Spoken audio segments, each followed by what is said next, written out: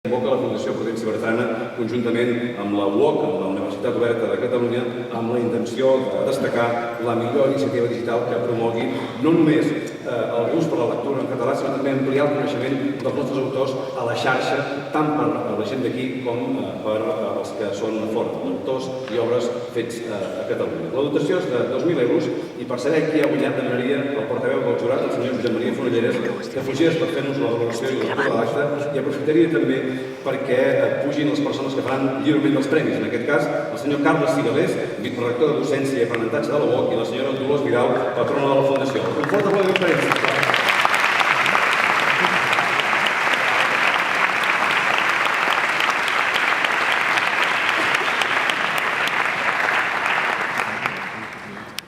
Davant Maria cap al faristol, si el voleu acompanyar. Que és tan gros aquest escenari que podem anar passejant tranquil·lament. Reunits virtualment, el dia 15 de setembre de 2017, el jurat del Premi Lletra de Projectes Digitals de i sobre literatura catalana, integrat per Josep Anton Fernández, Josep Maria Fonolleres, Maria Antònia Huertas, Gemma Lluc i Carles Cigalés, emet el següent veredicte. El jurat acorda concedir per majoria el Premi Lletra 2017 a l'univers poètic de Martí i Pol, per la seva excel·lent factura tècnica i per l'aposta innovadora i creativa a favor del foment de la poesia en català. Adreçada als infants a partir dels 4 anys, no solament reflecteix i divulga el món creatiu del poeta, sinó que implica els petits lectors com a creadors. L'app és una eina visualment atractiva que ha sabut construir un espai virtual de lectura literària i de creació. A més, és un element viu que millora constantment a partir de les propostes dels lectors i dels investigadors.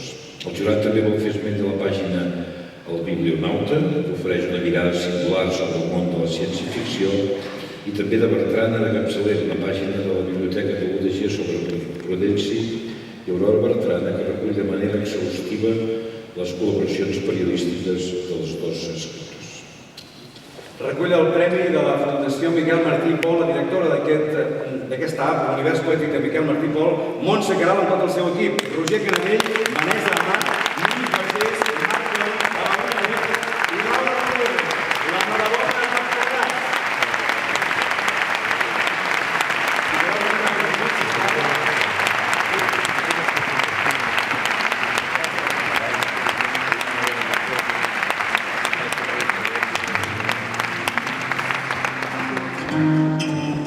Gràcies, senyora Ramona.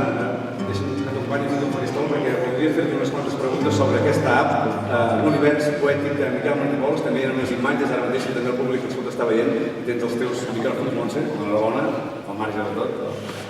Explica'm, a veure, jo tinc un nen de 5 anys. Sí. Això és una aplicació que va per les tauletes i també per les pissarres digitals que dèiem a les escoles. Com funciona? De què va? Com ho podem fer funcionar? Tant a l'escola com des del menjador de casa. Sí, primer, si tens un nen de 5 anys i et descarregues l'aplicació, diu molt de tu. Ho intentem fer, perquè és que si no te la rebarda i te la roba i dius anem a fer coses productives. Exacte. Llavors, si sou mestres i vosaltres utilitzeu l'app o les pissarres digitals, també diu molt de vosaltres com a mestres. Per tant, tots hi guanyem. Què hi tenim a l'aplicació? Hi tenim literatura. Per nosaltres, per tot l'equip, nosaltres diem, hem pujat tots a recollir el premi perquè tots som baules de la mateixa cadena i hem treballat tots amb passió. El que diem és que la literatura és una eina de socialització i de sociabilització.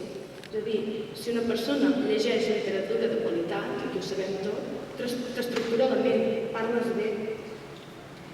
Hi ha rapsòdia, que és una part indissociable de la poesia, la sents, l'escoltes, t'entren paraules, aprens vocabulari, et creix l'esperit crític i tot això és només llegint els grans autors. I en el nostre cas utilitzem Miquel Martí i Pol, un autor nacional, un poeta emblemàtic del segle XX. Per tant, la poesia és una eina perquè les nostres mainades, les nostres criatures aprenguin a llegir i sàpiguen interpretar el dia de demà què està passant, no només avui, sinó el que ha de venir en aquest nou país, en aquest nou futur que tenen a tocar, i més encara a través de les paraules i dels dibuixos que acompanyen aquest fris que teniu en què vas podent caminar acompanyant les paraules del poeta. Quan nosaltres vam tractar l'eina vam dir no només ha de ser bona a nivell literari, sinó que ho ha de ser a nivell plàstic. Per plàstica està molt ben tractada.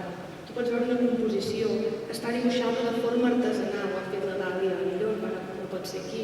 Llavors, cada dibuix està escanejat, està penjat. Les floretes, per exemple, estan escanejades 4 vegades, s'obren. Hi ha un poema al darrere, hi ha una rapsòdia, per tant està cuidada fins al l'extrem.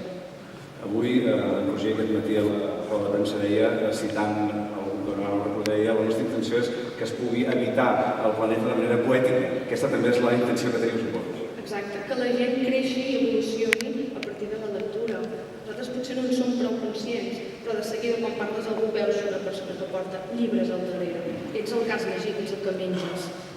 Jo no m'agradaria que marxéssiu sense que poguéssim trobar una estrofa, un trosset de Miquel Martí i Pol, d'algun d'aquests poemes, tant per petits com per grans, que pogués reflectir el que està vivint aquests dies el poble de Catalunya.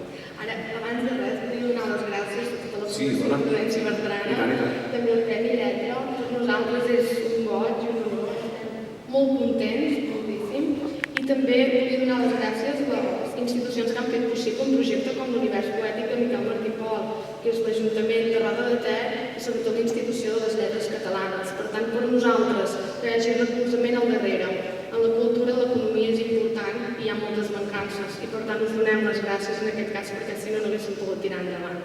Moltes gràcies.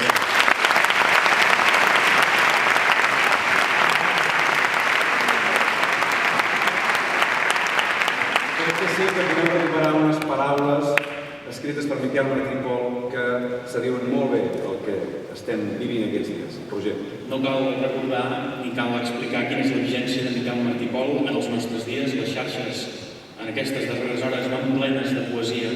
Sota l'etiqueta Lletres per la Democràcia, l'alcaldessa ens demanava que la literatura ens ajudi a construir aquells moments que ens toca viure, i des de la Fundació volem dedicar el premi, volem dedicar i un dels poemes, volem dedicar a banda de la memòria de Miquel Martí i Pol, també dedicar-lo als nens que podran gaudir d'aquesta aplicació, a les nostres institucions i sobretot en aquests dies a les persones que han estat detingudes. A Roda de Ter tenim un company, un amic, un veí, en Pep Masoliver, que continua encara detingut.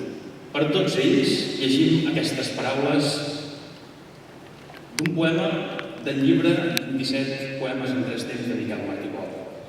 Aquesta remor que se sent no és de pluja. Ja fa molt de temps que no plou. S'han eixugat les fonts i la pols s'acumula pels carrers i les cases. Aquesta remor que se sent no és de vent. Han prohibit el vent perquè no s'alci la pols que hi ha per tot i l'aire no esdevingui, diuen, irrespirable. Aquesta remor que se sent no és de paraules. Han prohibit les paraules perquè no posin en perill la fràgil immobilitat de l'aire. Aquesta remor que se sent no és de pensaments. Han estat prohibits perquè no engendrin la necessitat de parlar i sobrevingui inevitable la catàstrofe. I tanmateix, la remor persisteix. Moltes gràcies.